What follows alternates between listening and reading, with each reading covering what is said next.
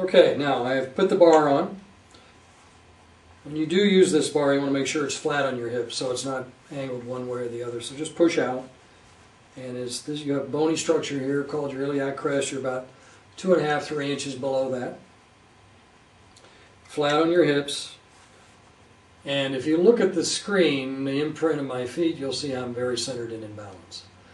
Now, for years, I was taught, and I taught, that you should flare your front foot to get through the ball. So all I'm going to do is flare the toes of my left foot slightly. And if you can see, the bar just rotated right. And you'll notice how much my weight went toward the toes of my right foot. Actually stayed pretty centered, but went to the heel of my left. So my hips actually closed, but my balance points show an open line. That will tend to be the way the club tracks. However, we have a conflicting issue here. So as I get set and I rotate in this position, I'm going to overswing.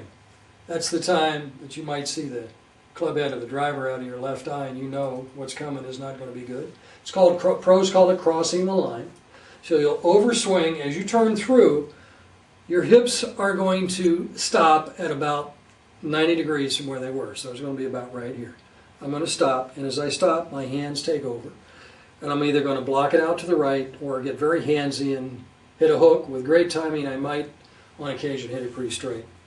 So visually, with going back to square, I flare my left foot slightly, my hips close, and you can see on the screen that there it's settling in. I'm a little lower on the left than I am the right, which might be a surprise, but my hips, I'm going to swing to my hip line here. Now, I've also heard flare both feet, you'll have a better rotation back, and now you'll see how much more my hips rotate. And now, when I do that, you can see on the screen that my weight is moving dramatically into my right heel. I will really over-rotate here from this position, turn through, and stop about right here and block it.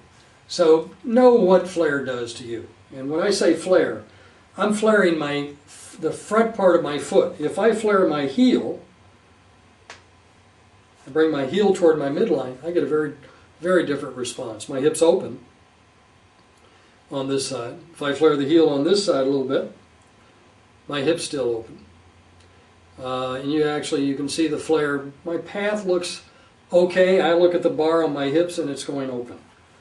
Not as dramatically as it was when I flared the heel earlier, but it is still going open. What this will do, an open hip line, I'll be able to rotate 90 degrees to my address position hip line, right here. Shoulders will stop. Hands and path will either work up or around. Mine tend to work straight up and loop a little and then come back down. Your hip line is the center of your golf swing as related to motion. Please remember that, as related to motion. So my hips are open at address. I'll rotate. I'll have an abbreviated rotation. If they're closed, I'll tend to overswing.